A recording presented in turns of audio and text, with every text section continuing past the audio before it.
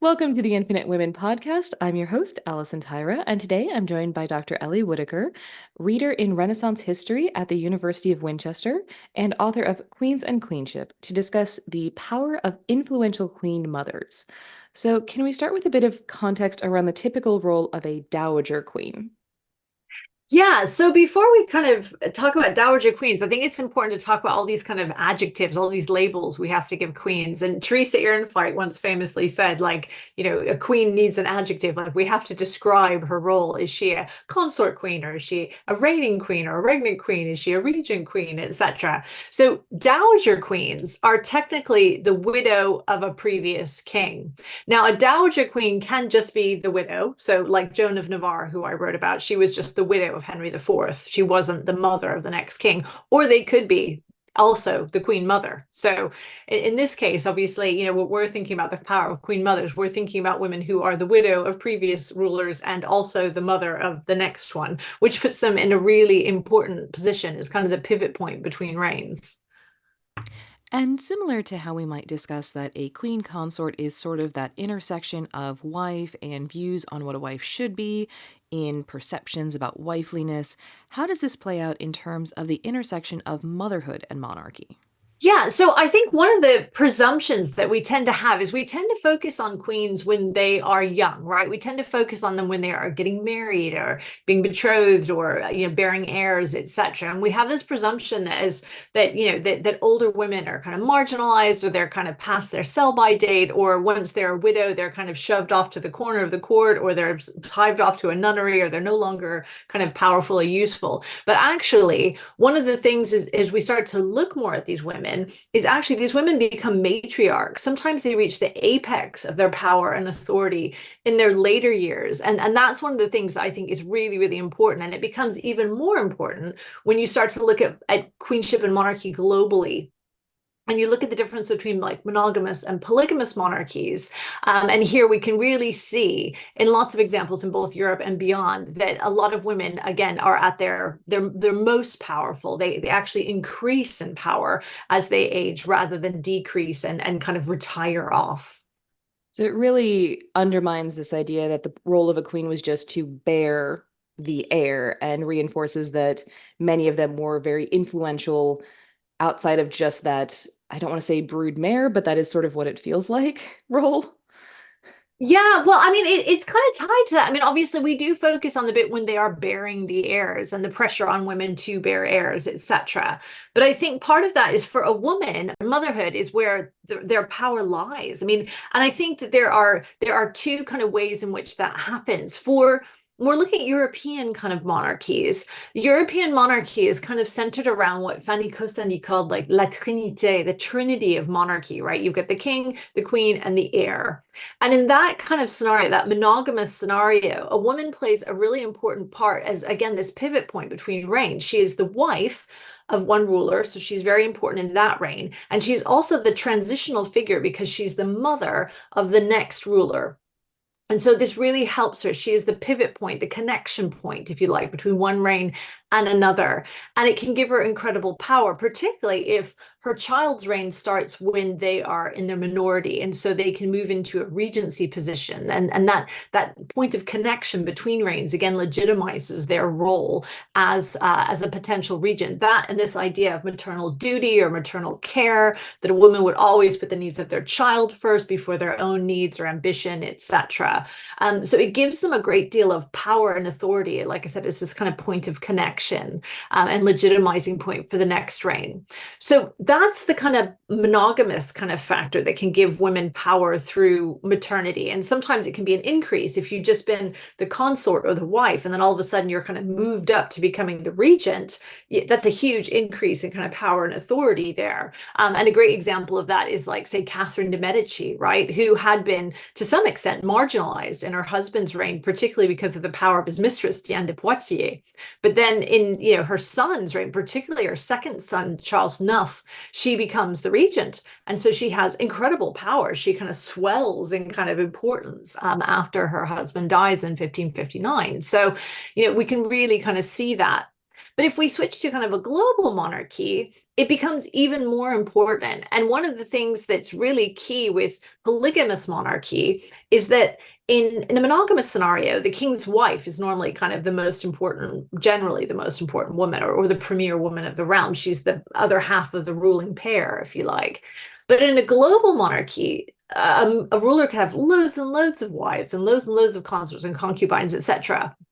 So even the person who has the title of, say, empress or queen or something, she's not necessarily singular, but a king can only ever have one mother, or at least one biological mother. Sometimes it's an adopted mother, but again, that singularity gives her importance. And so that makes her the most important figure. And so in polygamous monarchies, we can see that motherhood becomes everything, that the bearing of the heir is really what gives you your kind of power and authority. And whether your son comes to the throne as a minority and it gives you the power of regency, or even if he comes into the throne as an adult, you often take on this kind of senior role. You are the most important, the matriarchal figure. The Empress Dowager is the one who runs the inner palace. It's the Valide Sultan, the mother of the Sultan in the Ottoman Empire, that runs the Enderun, the inner court, etc. So these women have huge power and authority as the kind of king's mother, the ruler's mother. So it's really, really interesting to see the kind of power that maternity provides in monarchy. And as we're talking about the symbol of the transition of power, I've actually just been thinking about the fact that a lot of these women weren't necessarily the queen. So the one that's really sticking out in my brain is Margaret Beaufort during the War of the Roses, who, once her son came to power, I believe she insisted on the title My Lady the King's Mother, because she had never been a queen, but she was very politically involved, shall we say, both during his rise and his reign. Absolutely. And there's a whole bunch of really interesting women like that are in that position of being a king's mother that had never been queen. And so Margaret Beaufort, you're absolutely right. And for all extents and purposes, she acts as a queen mother, as if she had been queen during the reign of Henry VII. And obviously, there's been a lot of controversy about her signature, Margaret R, if that was Margaret Richmond or if that's meant to be like Margaret Regina, so that she's signing herself like a queen. So she really does kind of take on that apparatus and bearing of being a queen, even though she'd never held the title. So absolutely. And I think a really interesting parallel of that is Louise de Savoie, the mother of Francois I in France. And obviously, she had never been Queen of France. But when her son becomes king, she is the king's mother. And she is his, in many ways, kind of his ruling partner. I mean, his two wives, Claude de France and also Eleanor of Austria, were very much kind of frozen out by Louise of Savoie and also Francois's mistresses. So they really didn't have a great deal of power and authority. I mean, Claude was the bearer of heirs. She was significant because she was the heiress of Brittany. She was, obviously from her mother, Anne de Bretagne. But they did not have a huge amount of power. Louise of Savoy was incredibly influential with Francis. Everyone recognized that. Diplomats, etc., realized that the king's mother was the person you needed to talk to. And when Francois went to Italy on multiple times for campaigns, and particularly during the period in which he was detained in Spain after the Battle of Pavia, when he was captured, she was running France. So she was not only ruling the realm, but also dealing with negotiations for his release, etc.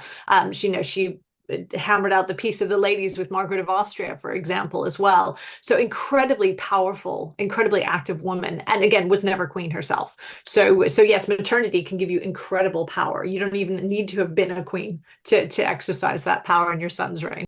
And as we're talking about the Ottoman Empire and the Sultanate of Women with the Valide Sultans, there was an interesting case with Mirima.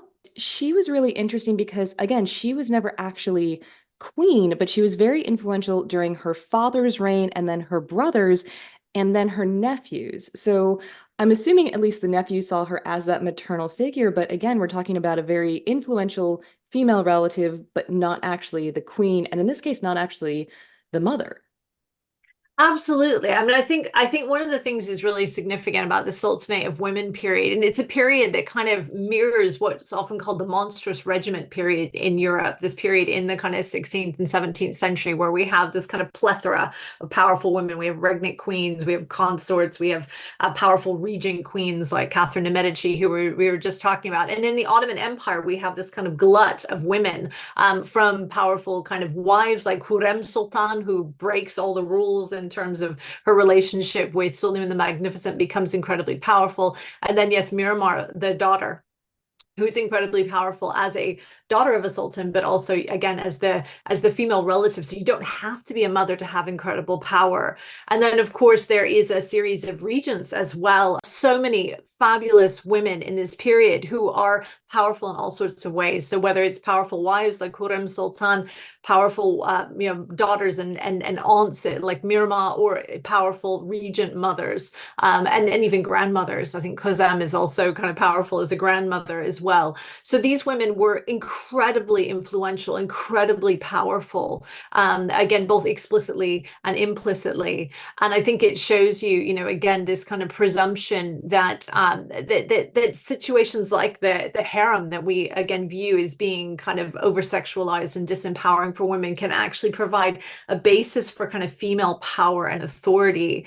And you're right, it is, and the women used female networks as well to increase their power. So many of the Valide sultans were not only powerful because of their influential with their son, the sultan, but they used their daughters as well to contract damad marriages, where again they kind of co-opted powerful men in the empire into their network through the marriages of their daughters as well, and built the kind of relationships, alliances in that way. So these women were incredibly savvy, incredibly powerful, and I think it would be kind of a false assumption to presume that just because they lived within the walls of the harem meant that they were disempowered.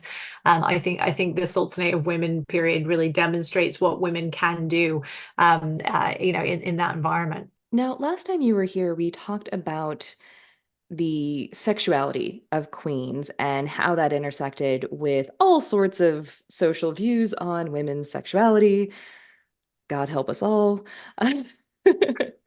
And what's interesting here is that it feels like being the mother of the ruler or a maternal figure is actually seen as a more socially acceptable form of power, though there will always be people who don't like women in power, regardless of the circumstances.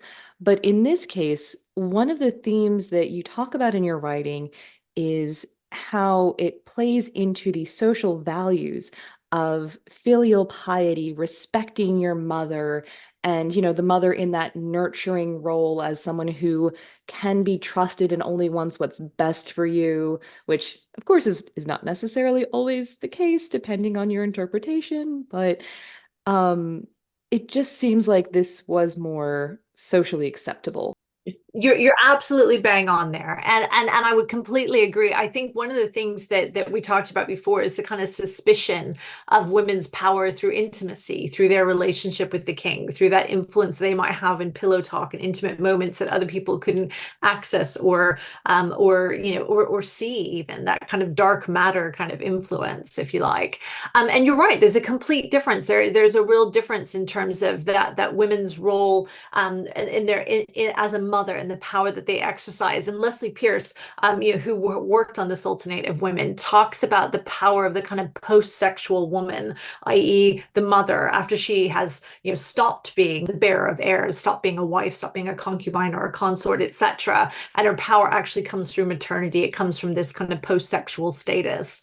And you're right, there is it fits in really nicely with societal values that respect and affirm the power of mothers, or respect that should be given to mothers. So obviously, even in a Christian framework, we can use, the idea, the analogy of Mother Mary or the Virgin Mary, again, Christ's mother, again, this idea of kind of mother and child, the Madonna, those kind of things that reinforce, kind of the value of motherhood, the importance of motherhood. But also, if we look kind of more globally, there is societal frameworks that really affirm that one should respect, love, and revere one's mother. And this really helps women to kind of reinforce the power that they have in a royal framework. So in Africa, for example, there's a proverb that says, "Mother is gold." I mean, mother is your most precious thing, your most precious possession. There are Islamic hadith, which is kind of the sayings of the Prophet Muhammad, many of which reinforce this idea that one should respect and obey and revere one's mother. And as well, again, in Confucian ideals and the ideal of filial piety, that one should have utmost respect for one's mother and father, that you should kind of listen to them, respect them. That really plays a huge role. So in China and Korea, for example, like the top dog is the dowager, the mother of the ruler, and or even sometimes the grandmother. And again, part of the kind of rituals of the court is to go and pay homage to that individual every morning. I mean, the emperor would go every morning to see their mother or their grandmother and ask how she was doing, and etc. So that kind of built-in societal respect for mothers, and this idea that you should listen to your mother, that you should respect your mother, etc., revere your mother, is something that women can use as a part of kind of their kind of power and authority, this kind of matriarchal kind of idea of being the kind of the head of the family, at least in the maternal way. And it does seem, from what I've read, that women are more acceptable ruling as regents. So they're ruling in the name of someone else who is a child, who is absent, or who is incapacitated in some way, as opposed to women who are ruling in their own right. And I think we see this in activism as well, is I think women's activism tends to be more palatable when they're saying, I am doing this on behalf of the children, as opposed to, I just want this to make my life better for me because I deserve to be treated like a human. So it is really interesting that when you look at situations like Eleanor of Aquitaine ruling while her son Richard was crusading, Halima Sultan was regent for her mentally unfit son Mustafa, and I mean, so many women ruling for their young children, which we've mentioned before, just seems like, again, that's more palatable. Like motherhood makes a woman in power more palatable. And I think there's also this sense that they're just caretaking. Like the real ruler is a man and he'll be back, or we'll get another man in or something. But she's just, again, I don't want to say babysitting, but that's sort of how it feels. Yeah, no, absolutely. And there have been discussions about this idea that female authority is more palatable and she's seen as a placeholder. So even regnant queens, there's been a discussion that regnant queens are more palatable when a male heir, when she has a son, and it can be seen that this is just a temporary thing. There'll be a woman on the throne, but look, we can see the next reign will be a man and we'll be back to kind of normal kind of scenario. So absolutely, I think that regency, because it has a time delimitation on it, in theory, especially if it's a minority scenario, it's seen as being acceptable because it's for a particular period of time, it's for a particular reason. And again, a woman can sometimes be seen as the best person to do that job because of her maternal care, that she will always put their child first, that she will have no ambition to rule of herself. And again, if you look at the uncle, if you go to another male relative who has their own claim to the throne, there's always a danger there. There's always a danger that that individual can say, you know what, I think I should be king anyway. But forget my nephew. I mean, Richard III, obviously, I'm not going to get in the whole debate over whether he killed the princes in the tower, etc. But it does kind of speak to that kind of scenario when if you put someone entrust authority to someone who could take it for themselves, they may do so. And in Korea, at almost the same time, there's a very similar story where there is a young king whose uncle effectively takes the throne from him and eventually kills him. And one of the arguments that scholars of that period has made, and again, it's the same period, in Korea and England, is that if he had, sadly, his mother was not alive and he had no kind of female relatives to protect him, and had that been the case, had those people been able to step in, that young king may have survived and thrived. So, female regency is a way of protecting young monarchs, of having someone who's a safe pair of hands who can look after them and protect their throne and not steal it from them. Sorry, I'm just trying not to laugh because on the assumption that, oh, women won't do the bad thing, isn't that how Catherine the Great came to power and she just never gave the power to her son even after he came of age? Catherine the Great is a really interesting one. There, of course, there are examples of women who aren't a safe pair of hands and who do steal the throne from their sons. So yeah, Catherine the Great is a great example. Also, I think another great example of two women whose careers are very similar is Wu Zetian in China and the Empress Irene in Byzantium. And both of these women do effectively steal the throne from their sons. And Empress Irene even has her son blinded after he kind of tries to push her out again. So there are women who the maternal love and duty doesn't always mean that they act, in their child's best interest. So absolutely, the presumption that maternal love will always kind of win out over ambition is erroneous, definitely. I mean, I've heard of mothers punishing their kids for, talking back, but that seems a bit excessive. Yeah, definitely, definitely. I mean, Empress Irene is definitely not going to win any brownie points for mother love there. So yes, absolutely. So, I again, there are always examples of women who don't kind of fit that bill or that expectation. But again, the reason why these women were often able to be regents is that it was presumed that maternal love would be paramount. And in France, it's been argued the reason why there becomes this tradition of regency in the Capetians, the Valois, the Bourbon, etc., is that because of the so-called Salic law, and don't even get me started on that. That could be a whole other podcast episode. We can talk about Salic law, but because of this blockade against regnant queens, they are seen as again the safe pair of hands because a woman cannot rule. It cannot, full stop. And so she can be trusted because she will, she cannot take the throne in her own right. So therefore, she is definitely the safest pair of hands. I just picture these women saying, challenge accepted. Now, we've touched on a couple of the themes that you write about because you've written a chapter for an upcoming collection where you talk about the specific through lines where you're seeing these commonalities both across Europe and then more globally. So, do you want to just take us through those and maybe touch on how we see these connections across such a variety of times and places and cultures? Definitely. So I think we've talked about these. There are sometimes we get these kind of groups of women where we start to get these traditions of kind of female power and authority. And obviously, we've talked about the Sultanate of Women. We talked about France, the great traditions of regency there. I mean, obviously in Asia, we have the kind of power of the queen or the empress dowager in kind of Japan. Sorry, in China and Korea. Another place actually as well where we can see really interesting traditions of maternal power that are somewhat different is in Africa. And that's one of the things I think is really, really interesting. Whereas we're talking about kind of regency or the authority of kind of the mother over like the inner palace and that kind of thing. In Africa, we actually have traditions of co-rule between mother and son. And that's one thing that is really, really interesting to see. In fact, in the Swazi monarchy, the king is enthroned with his mother, not with a wife.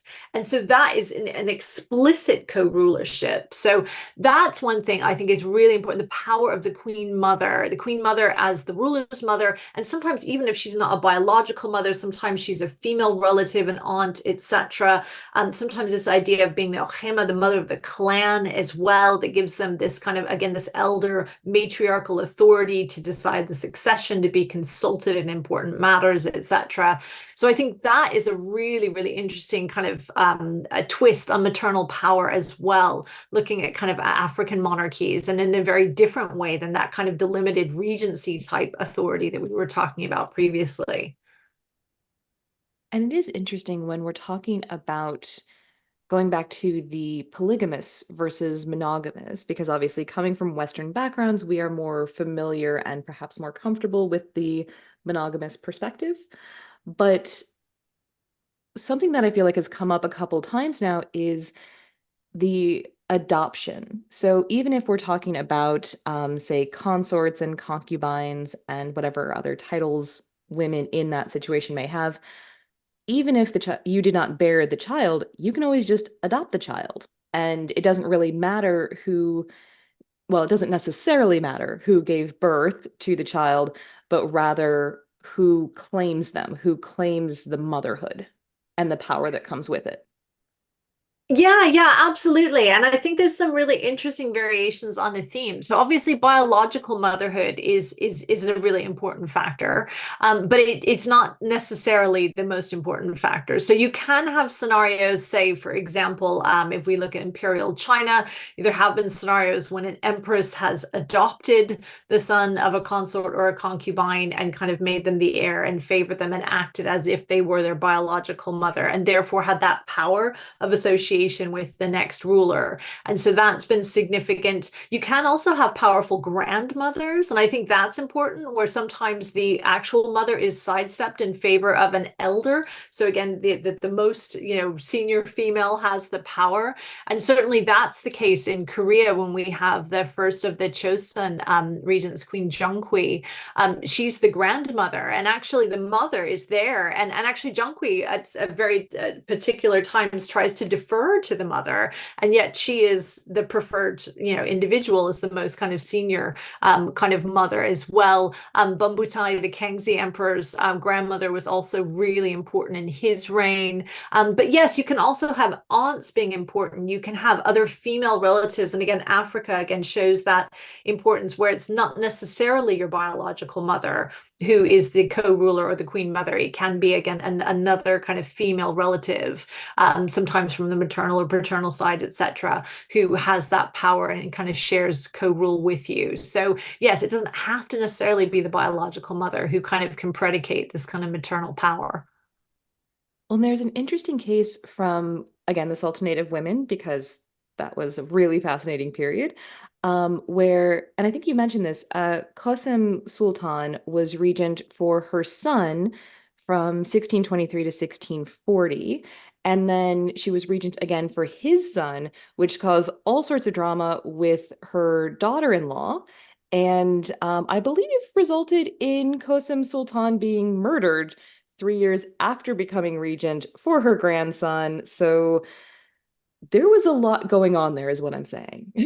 Absolutely, absolutely. And that's a kind of scenario that my queenship students find really kind of interesting. This kind of bloodbath in the palace, this kind of fight between women for control. And absolutely, I mean, I think one of the things that is kind of a truism about polygamy is that the bonus of polygamy is that it kind of spreads the bearing of heirs among lots of women. So it's not one woman who's responsible for the bearing of heirs. So it increases the likelihood that the dynasty will continue and have heirs. The downside is that kind of rivalry, that infighting, not only between heirs and fratricide, but also between women to compete to put their child forward. And also, when there is a child involved, who is going to kind of have that power and authority. And again, this is where you can get the kind of mother and grandmother kind of rivalry. We talked about Queen Junghui in Korea, who was deferring to the mother, even though, she still kind of kept the role. But Kazem was completely the opposite. Once she had power, she was not going to let it go. So again, this is why, there's a whole soap opera, The Magnificent Century, that is basically kind of charts the kind of the kind of struggles in the infighting, if you like, within the dynasty in this fantastic period. And there's a whole spin-off about Kazem, and I think she deserves it, to be honest. She's an absolutely colorful character. So yes, bloodbath. Yeah, absolutely. And one of the other things we talked about in the previous episode was not just the perception of a queen's sexuality, but how much of her stability, her security on the throne depended on bearing an heir. And it seems to me like that is the most precarious aspect for a lot of queens, particularly a queen consort rather than a queen regnant. But even the queen regnant certainly had a lot of pressure in that regard as well. And, Mary Queen of Scots shows us that a queen regnant can easily be removed in favor of a literal infant as long as he's male. So it seems like the queen mothers who do choose to have power, who do rise to have that level of influence, it seems like it would be a lot harder to knock them off that perch. Like they must be a lot more solid in their power and more difficult to undermine, I would think. Absolutely. And I think one of the things that we can see in a monogamous framework, obviously, a queen consort is under incredible pressure to bear the heir. And once she does so, her position as consort is more stable. You know, she is less under threat. If she's produced the heir, then she's good. She's golden, right? And then she then can have power in the long term. It not only secures her in the short term, but it secures her in the long term because she knows she will not only be powerful and influential in her husband's reign as the mother of the heir and the wife of the king, but she will then become the mother of the king and she will have that kind of long-term kind of connection. Whereas if she's a childless widow, she's just the dowager, the relic of a previous king. And then the new king comes in with his wife, etc., or maybe his mother, like who we were talking about, like a Margaret Beaufort or Louise of Savoy figure, and she can be kind of pushed aside. So she loses her relevance, if you like. So it does give her long-term security, and it's a lot harder, you're right, to dislodge a mother than it is to dislodge a wife, if you like, that they might, no, especially one who's barren. But also in a polygamous framework, motherhood is really, really important. And one of the things that Evelyn Roski kind of makes the point in Qing China, that the concubines and consorts who don't bear children or don't bear male children are kind of written out, they're forgotten, they're kind of almost eliminated from the memory of the dynasty. They're not commemorated, they're not, they're like these disappearing voices, if you like almost like, were they even there, so absolutely, motherhood, bearing an heir, is the way to kind of secure yourself in the short term, but also more importantly in the long term. It means that you are not unassailable, but in a much stronger position. And you're right, it's harder to dislodge the king's mother, unless the king falls out with his mother, than it is to dislodge kind of a mistress or a wife or a consort or a concubine. So what we're saying is don't mess with mama. Absolutely. Don't mess with mama. Indeed. Indeed. Join us next time on the Infinite Women podcast, and remember, well-behaved women rarely make history.